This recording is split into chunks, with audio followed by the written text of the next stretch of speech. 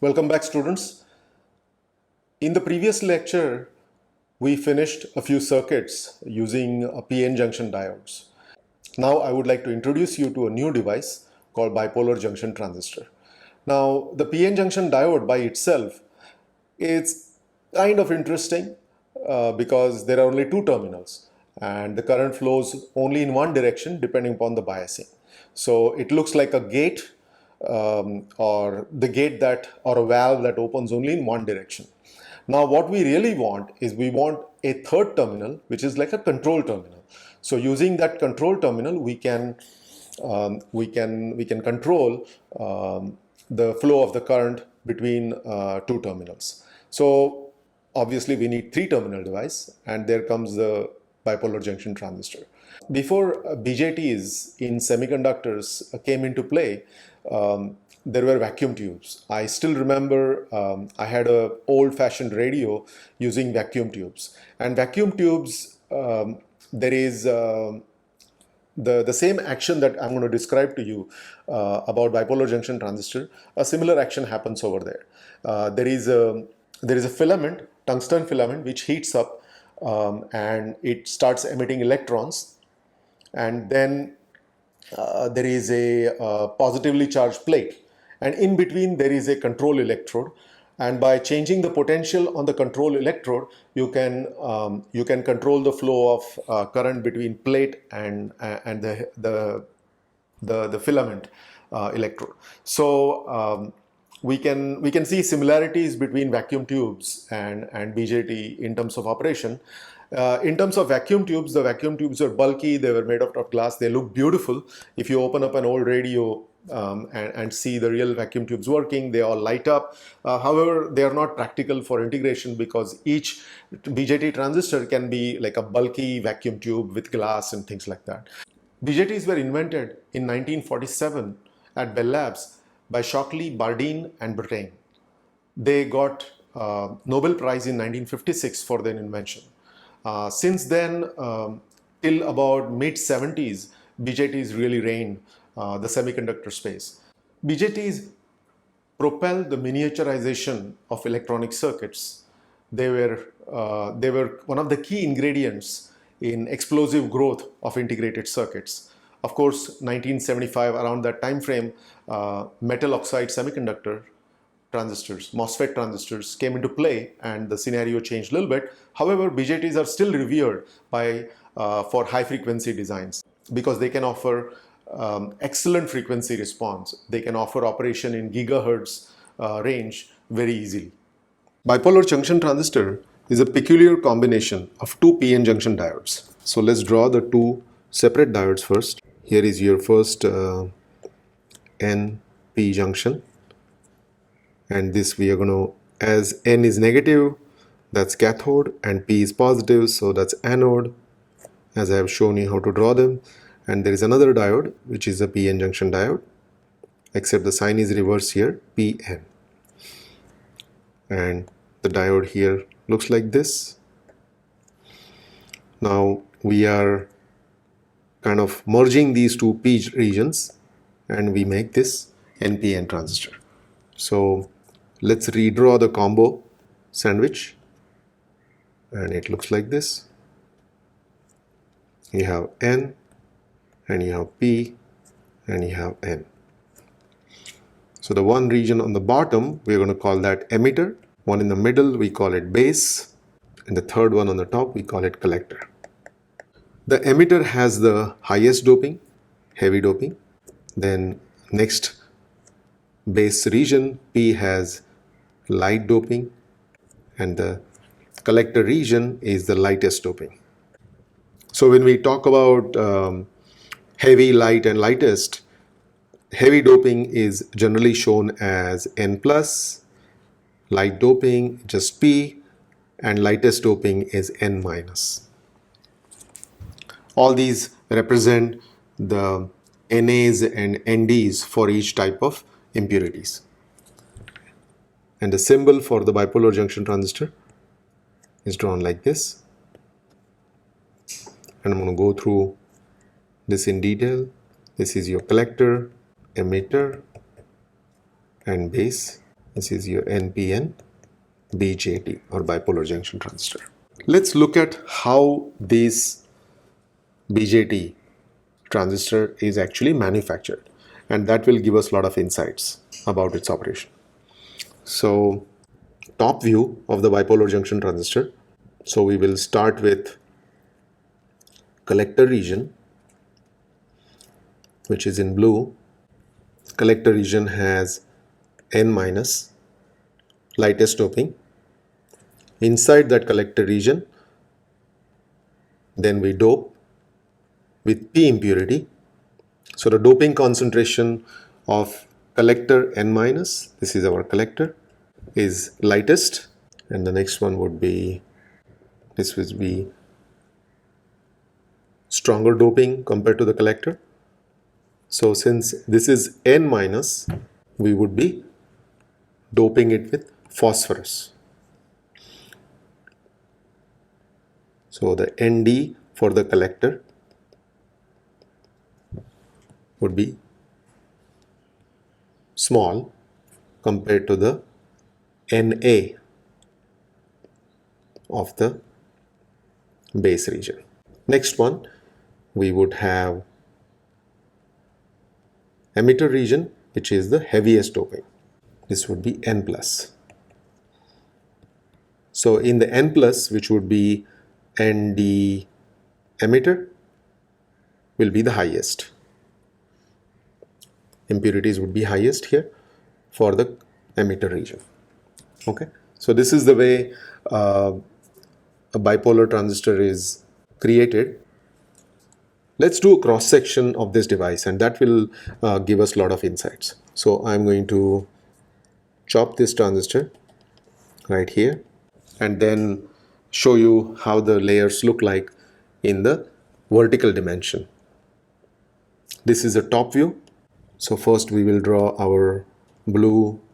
This is the collector region, which is N minus impurity.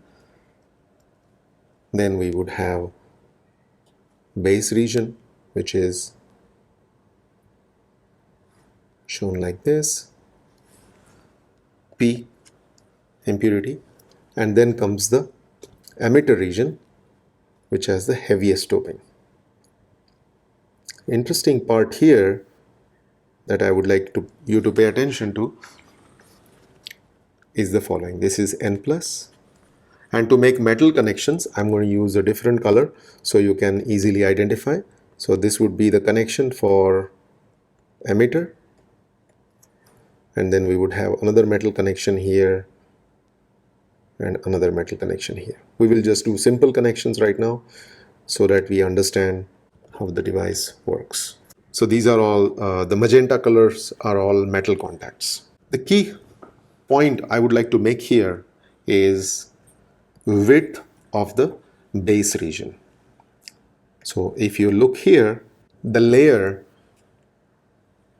of P, which acts as a base region, is very thin. It's like a sliver, and we will see significance of this in the analysis of the bipolar junction transistor. There are three modes of operation for the bipolar. So I'm going to illustrate them, and then we will get inside the transistor how the carrier transport happens inside the bipolar.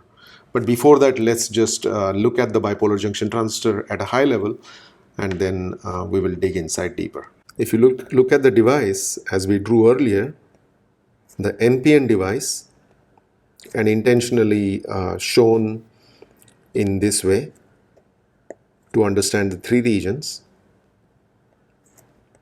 collector, base, and emitter. And I'm going to draw three columns here to understand the three regions of operation. So the first region of operation, which is the case when both base emitter junction and base collector junction, both are reverse biased.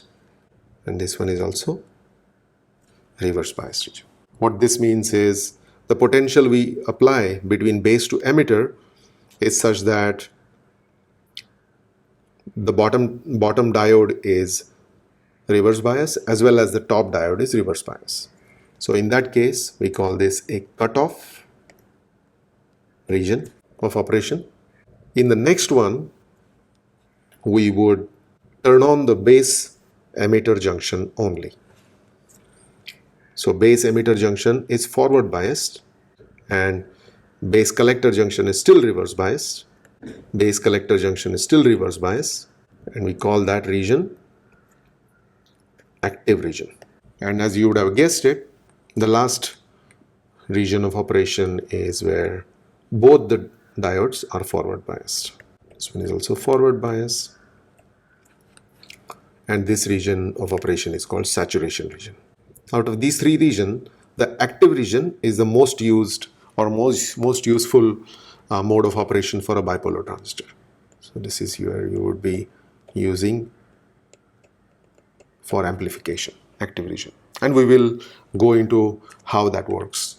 We will also look at other modes of operation. Now here I have drawn for you the symbol for NPN. That looks like this. So this is collector,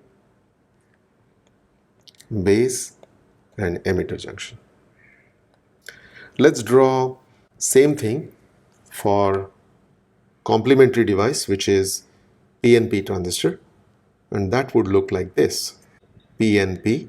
So here is your PN and then NP junction. In this case, this would be the collector, this would be the base, and the last terminal would be the emitter.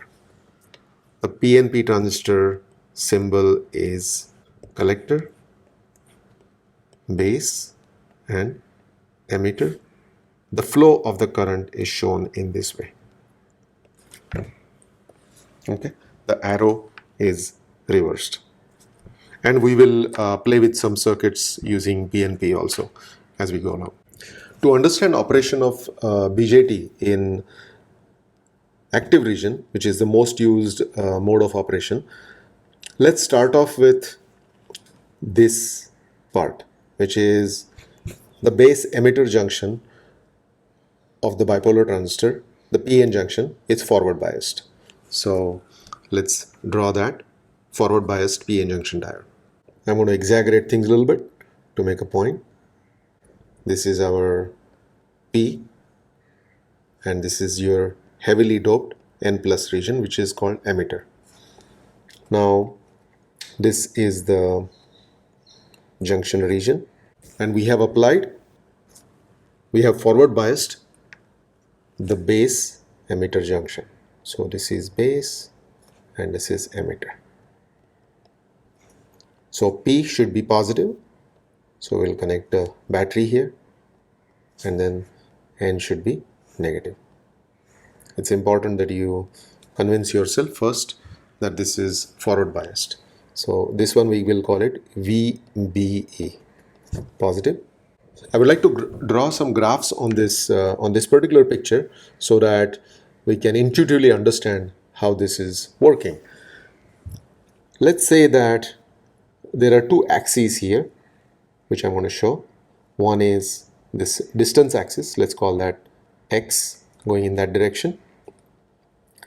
And horizontally, I'm going to draw doping concentration or the carrier concentration.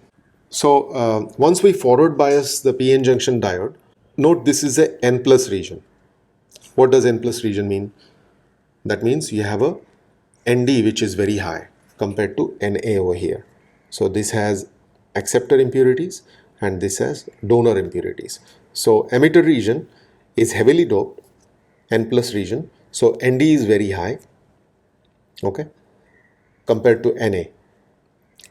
So we would expect electrons. There should be a lot of electrons in this emitter region, and there should be relatively less electrons, which are the minority carriers, in the P region. So we expect diffusion to start happening. Okay, so there will be diffusion of minority carriers, which is the electrons, happening in the base region. So we can draw the profile. Let's assume that the left side of this horizontal axis is high Okay, and the right side is, let's say, some low number.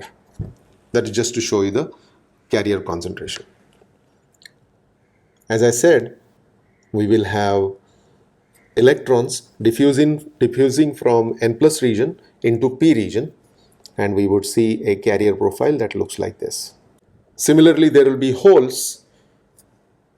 The majority carriers in the P region, the base region, will also diffuse into the emitter region. However, since P is, and this would be our holes diffusing over here.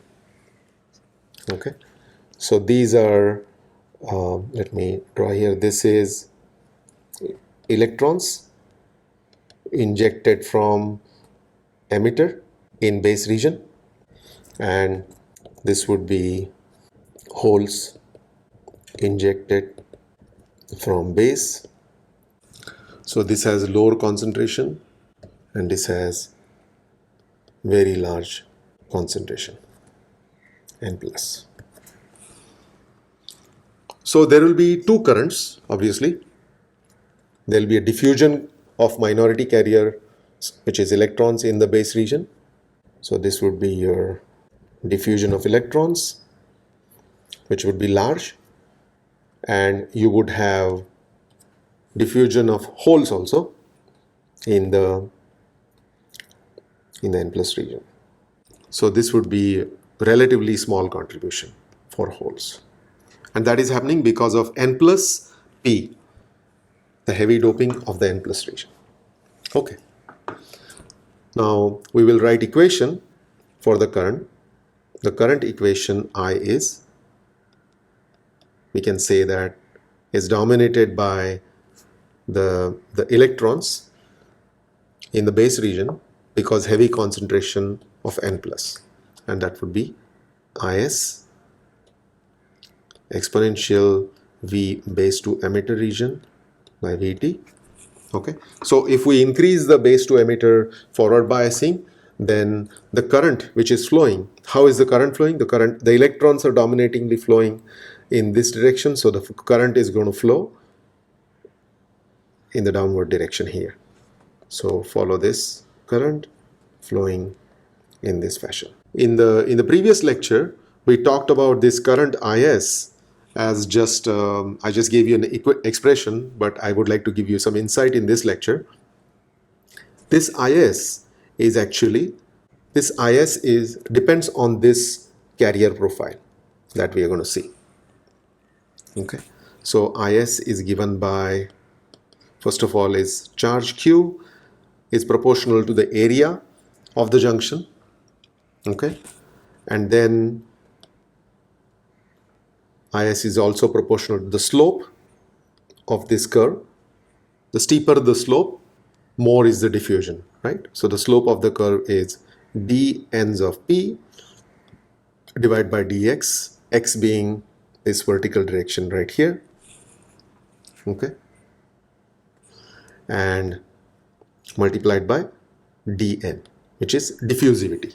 In this particular case, we are only looking at this for the electrons in the P region, because you will have similar expression for holes that due to dominant N plus diffusion, we are going to ignore that part.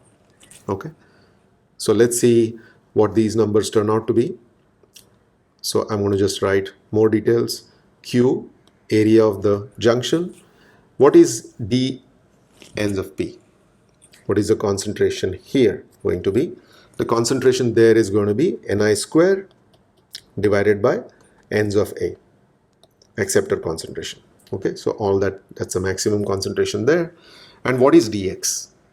So dx depends on the profile of this curve that we are seeing, the yellow curve we are seeing, and we use a constant called diffusion length, L's of n. N indicates electrons, diffusion length of electrons, and this ln is indicating how this curve looks like. If ln is small, this exponential decay that we are seeing in this yellow carrier concentration that is characterized by the diffusion length L. And in this particular case is the diffusion length of electrons in the base region. So other insight there is if Ln is small, then you can see this exponential decay would be faster, which means that the electrons are recombining faster. So Ln indicates kind of diffusion length within which the electrons are disappearing, they're recombining. Okay. Dn is a diffusion constant of electrons in p region. So diffusion constant numbers for your or diffusivity, Dn is kind of, I'm just giving you ballpark numbers here, 35 centimeters square per second, and d of p, which is for holes, the diffusivity is 12 centimeters square per second. Okay. So this is the expression for IS. In the previous lecture, we just used it as a formula, but I just wanted to give a little bit more insight into what's really going on. And specifically this exponential decay that we are seeing of the carriers in the lightly doped region. We would like to add the third electrode, which is the collector, and see how things change. This profile changes when we add collector, the third electrode collector. So adding collector, if you remember, we said it's a active region. In the active region, base collector junction is reverse bias and base emitter is forward bias. We already looked at that. So we will keep this as it is and we will only introduce the base to collector reverse bias junction.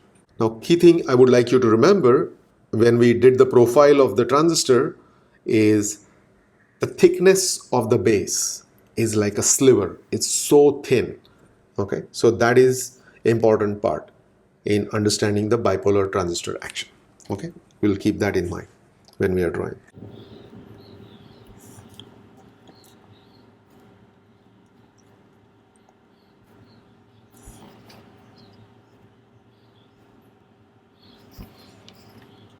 So we have N plus region here, which is emitter. Then we have P region, lightly doped compared to the emitter region. And the third thing we have is a N minus region, which is the collector region. Okay, and let's draw the picture, complete the picture. So here this was forward biased, positive and negative this way. So this is plus minus VBE, and you can see it's forward biased. The N minus P junction, which is collector base junction, that is reverse biased. So we will put another battery here, something like this. So this would be our VCB, and that is reverse bias. You should be able to see this is positive and this is negative. So the base collector junction is reverse bias. All right. And as I said again, the base region is ultra thin by design. Since collector base junction is reverse biased, what happens between the collector base junction? I would like you to remember that if it's reverse bias, then what do we have at the junction? There is a depletion region. And what does depletion by definition means? There are no carriers. So what we will see is, I'm going to draw this really tiny depletion region here, exaggerated at the, like this. So that would be our depletion region. Okay. I'm also going to show you, this would be the width of the base region. Earlier, if you remember, when we just had the base emitter junction, we had this nice exponential decay of the carriers. And we said that then the current is going to flow this way of the electrons, right? However, as soon as we brought in the reverse bias p-n junction, what happens is the carrier concentration will go to 0 at that interface, and this yellow curve will morph into, it's going to look like this. It will go to 0. As I said, if you look at the axis here, this is high and this is 0. So by bringing in a reverse bias collector based junction, we have suddenly increased the slope of this carrier concentration. Let me erase this part. These electrons which are in the base region, they come close to the depletion region and they are attracted by the positive potential at the collector. And all this current, large current, which is happening due to diffusion of electrons into the lightly doped base region, it will straight away shoot through and it will flow to the collector. So the electrons which we were showing, now the current flow has increased. These are electrons. It will cross the boundary and it will flow through to the collector, as a result of which the flow of electrons is going to be in this direction and the flow of current is going to be in this direction. So this would be your IC, current IC flowing. Think about it this way. In the base region, we are kind of enticing the electrons from N plus region to come to the base region. As soon as they come into the base region, they are enticed even further by positive potential, which is at the collector. So some of them will flow through to the base due to recombination activity. However, most of them will end up getting attracted to the even higher positive potential at the collector. Okay? And that's how the magic happens. This is again an intuitive way of understanding the bipolar action, transistor action. Okay? Now let's come back to some numbers here. The steep profile that now we have, earlier we had an exponential profile. Now instead we have this almost linear steep profile. So what is the slope of that profile here? The yellow profile right here, the slope is going to be equal to d ends of p divided by dx, which is part of our current, and that is going to look like ends of po divided by width w. So important observation is we have current due to forward biasing of base to emitter junction, and that same current, the exponential dependent current on VBE, is going to flow through to the collector. That is the important observation. So in this particular case, we're going to say collector current IC is given by IS exponential VBE divided by VT. And this IS, as we talked about earlier, that is given by Q, area, and then d ends of P divided by dx, that's the slope of the curve, times the diffusion constant dn. Okay, this is your IS, which is equal to again Q area. What is d ends of P? That is going to be Ni square divided by ends of A, which is the doping in the base region, the holes doping in the base region, and Ni square divided by Na will give you the electrons concentration in the base region. And all this concentration is going to, you will have a slope or a gradient, concentration gradient in the base region going from Ni square divided by Na to 0 in the width of W. So that's our slope of the curve. Okay. Multiply that by diffusivity or diffusion constant of electrons in the base region. So we can rewrite this expression again. IC is equal to Q. Now I'm going to just write this as Q area of emitter. If you remember the three-dimensional picture, the emitter was inside, base was outside. So it's the area of the emitter, this area. That is what is important, area of the emitter.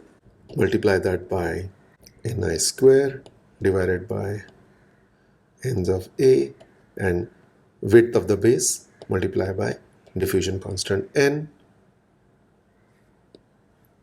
and exponential of VBE by VT. So the collector current IC is dependent on base to emitter junction forward bias. Okay, so that's the main observation. Other observations are kind of obvious. Collector current is proportional to the area of the emitter. Collector current is inversely proportional to the width of the emitter, and also it's inversely proportional to base carrier concentration. So lighter base doping would give you higher collector current. Let's talk about, we only talked about collector current now. There are two other pieces of carrier transport happening. One is in the base region and in the emitter region. One is there is a diffusion of holes in the emitter. So let's write down over here, holes diffusing in emitter. Let's call that IB1. That's the base current. So just like our electron profile, you will have a carrier profile here in the emitter region, although it will be small because this is N plus, right? So as a result of diffusion, you will have base current IB1, and that is proportional to VB exponential VBE by VT. The second action that's going on is in the base region, we already have holes and they are recombining with some of the electrons. So holes recombining with electrons in base region, and that is IB2, base current contribution 2, and that is given by exponential VBE divided by VT is proportional to, again, similar in a similar fashion. So total base current is given by IB is the base current is given by IB1 plus IB2. So generally we denote the base current as small fraction because all this stuff that's happening is really tiny. So the base current is a small fraction of collector current, IC divided by beta. The beta is in the range of 50 to 200 depending upon the quality of the transistor. Okay, now let's look at intuitively what this beta really means. If the width of the base region goes down, then beta would go up because IC will go up. Also, if the emitter concentration and hole concentration in the base region, so this is emitter and this is base region Na, if we increase this ratio, then also beta will go up. Okay, so this basically tells you how heavily doped the emitter is. It's relative Nd divided by Na. What about emitter current? So we have looked at this. Now when we are drawing it this way, it should be obvious. So we know what collector current is, IC, and we know what base current is. Base current is given by IC divided by beta. So the emitter current has to be, Kirchhoff's current law is going to be IC plus IB. IE is equal to IC plus IB, which is equal to IC plus IC divided by beta, and that will become beta plus 1 divided by beta, and that would be IC. And this term beta divided by beta plus 1 is defined as alpha. Okay, so emitter current is then given as by collector current divided by alpha. Alpha is obviously less than 1. Okay, then we can write this expression as is divided by alpha exponential VBE divided by VT. So refreshing again, beta is called current gain and is generally very high, and alpha is very close to 1. If beta is high, then beta divided by beta plus 1 should be less than 1 but pretty close to 1.